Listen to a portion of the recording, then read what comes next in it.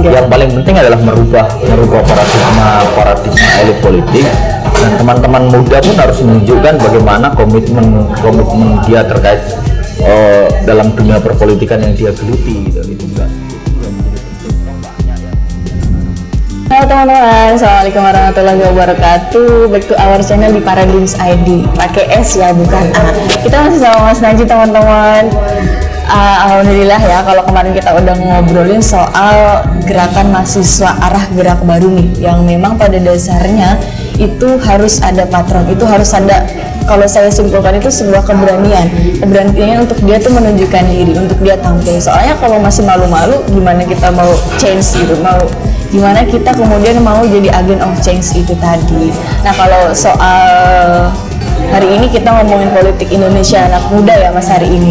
Kalau misalnya kita lihat nih di konteks politik juga kan, anak muda hari ini tuh sebenarnya kalau saya boleh bilang belum ada yang katakanlah kuat kayak gitu, belum ada yang katakanlah kalau kita sering singgung politik nilai maka dia disebut dia misalnya seorang politik nih, tapi dia berkarakter. Nah itu yang kalau saya lihat hari ini tuh kurang gitu loh, politisi yang ya katakanlah tadi kurang berkarakter. Nah kalau menurut Mas Najib sendiri gimana kalau melihat fenomena politik anak muda hari ini? Sebetulnya pada perkara ruang dan kemudian pola pendidikan politik yang dilakukan oleh masing-masing partai politik lah.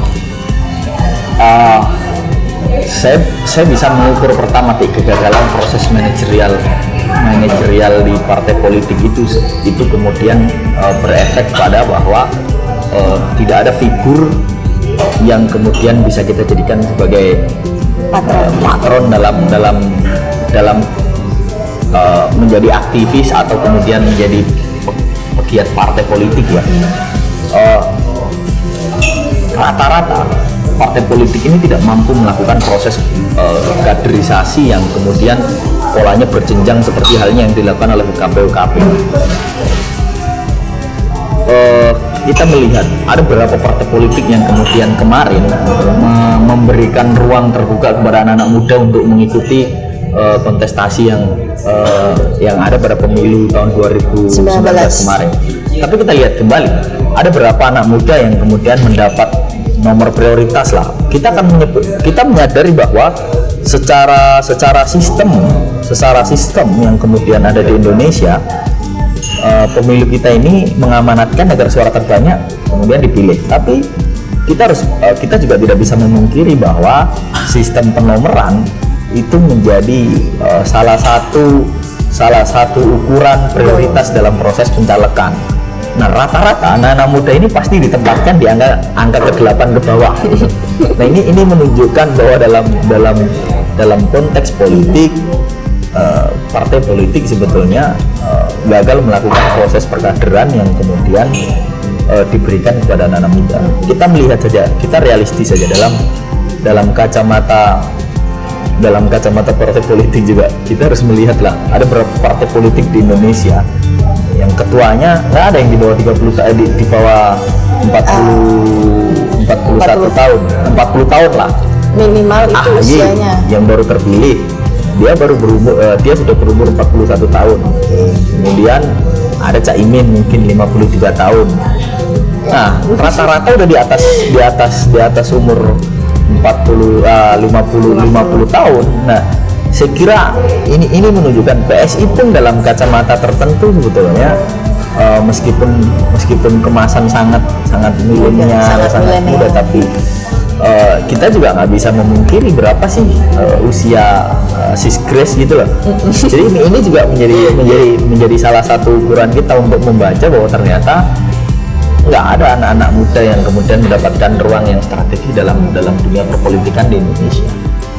Ya, kalau kemudian kita mau berbicara, akhirnya tidak ada figur anak muda yang bisa kita jadikan sebagai patron, sebagai pembelajaran ya nggak ada emang, karena nggak ada sistem kita memproduksi hal yang begitu gitu loh, yang tidak mengharuskan anak muda tampil gitu. karena mungkin yang kalau ngomongin mengharuskan tampil ya, karena yang old ini kan mungkin udah ngantri lama gitu. Nah, itu perkara yang makanya saya bilang bahwa kalau dulu ada Mahathir Muhammad di Malaysia, meskipun umur sangat tua 92 tahun, tapi dia berpikir bagaimana caranya saya bisa mengorbitkan anak-anak muda. Ada menteri umur 25 tahun diangkat, ada menteri umur 29 tahun diangkat. Kalau kemudian di Uni Emirat Arab ada Sama Al-Mazri kalau saya nggak salah namanya. Terus kemudian ada Simon Harris di Republik Irlandia. Bahkan di Austria ada pernah presiden berumur 31 tahun bernama Sebastian Kurz. Perancis sudah punya Perdana Menteri Sebastian Emmanuel Macron, umurnya 40 ketika terpilih. Jadi di beberapa belahan dunia lain kekuatan muda sudah diberdayakan, tapi di Indonesia anak-anak muda hanya cukup jadi staf sus milenial yang porsinya di situ. Porsinya hanya di situ. Mungkin ada satu harapan besar kita, ada Mas Nadiem yang menjadi Menteri Pendidikan Nasional yang baru berumur sekitar 35-37 tahun. Ya, tapi dengan jumlah kekuatan anak muda yang kemarin melebihi 42%, saya kira ya nggak sebanding gitu loh dengan hari ini.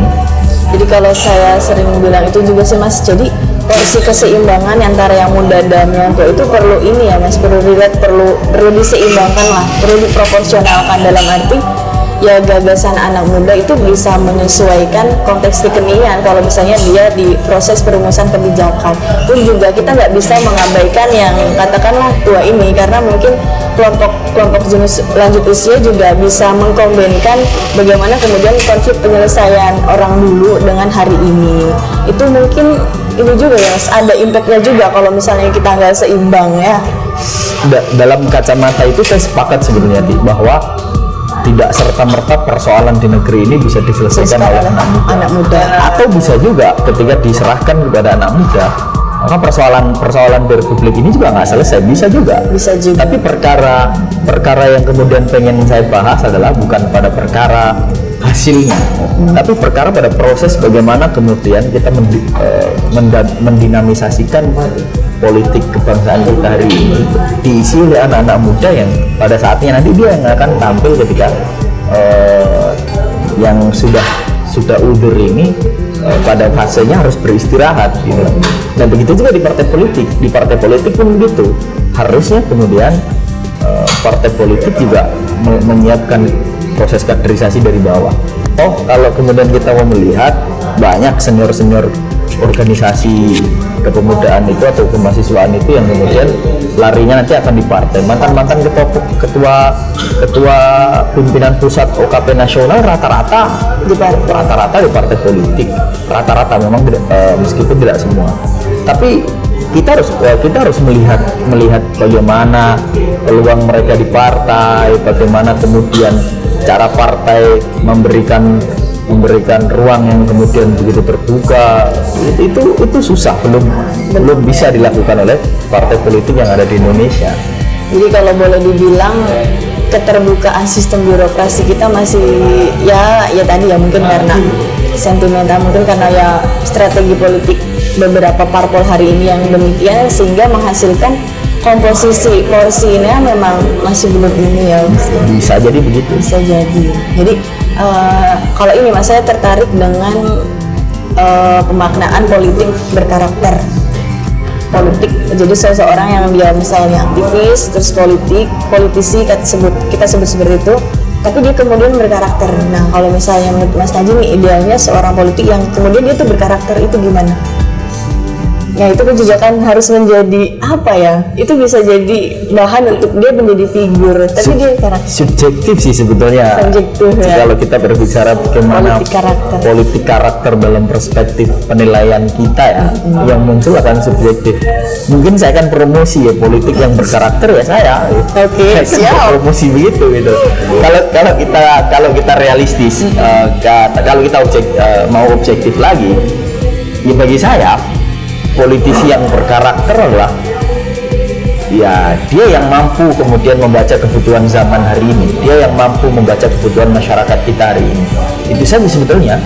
Nah, dia di situ saya akan menyebut dia menjadi orang yang berkarakter ketika dia mampu menyelesaikan segala problematika kehidupan yang ada di masyarakat kita hari ini.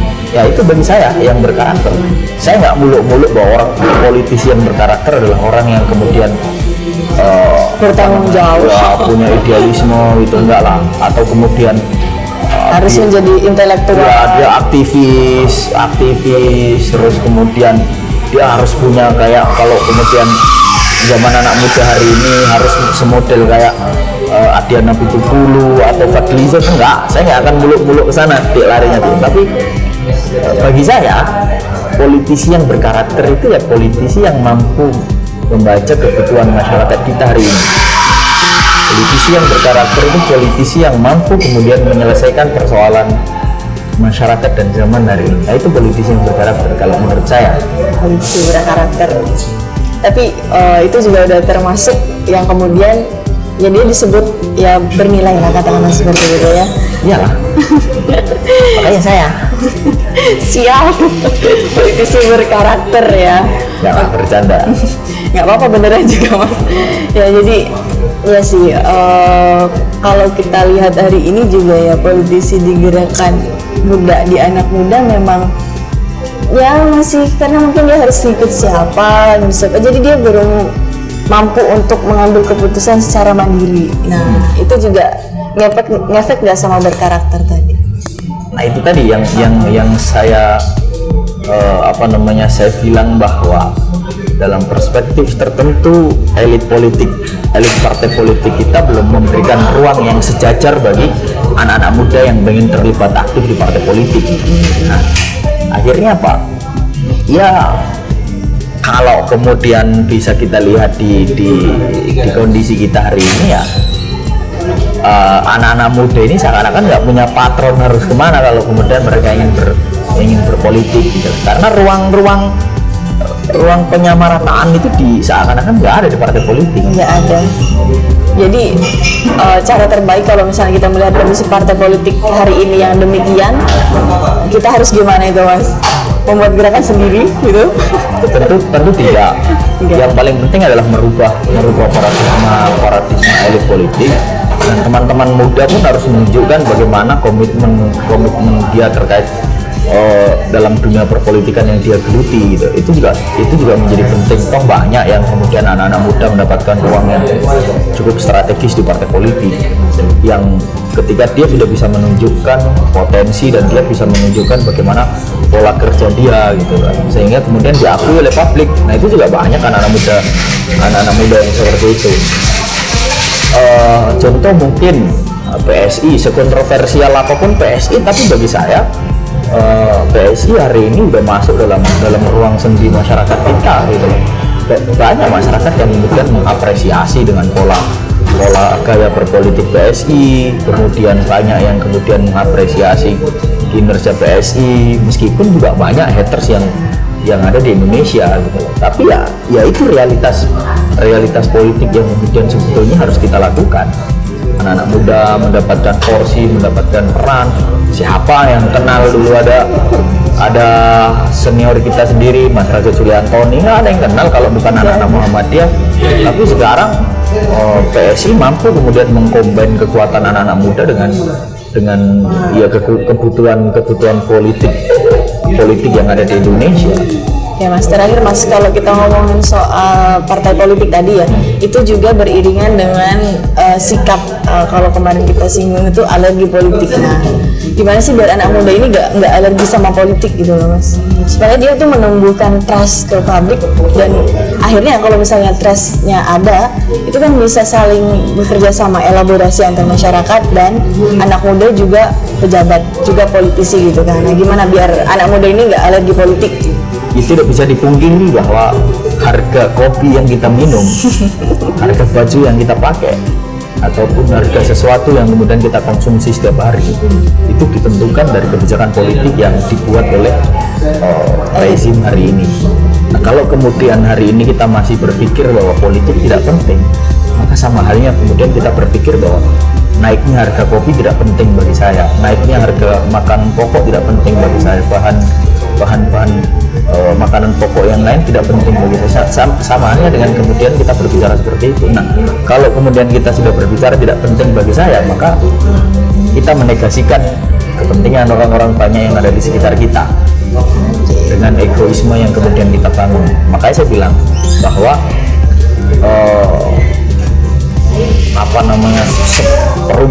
perubahan kurikulum setiap periodisasi yang dilakukan oleh Kementerian Pendidikan Nasional itu sebetulnya menunjukkan bahwa setiap kebijakan itu dipengaruhi oleh siapa yang memegang kementerian tersebut, atau setiap kementerian itu akan menyesuaikan dengan siapa presiden yang kemudian akan menjabat pada saat itu.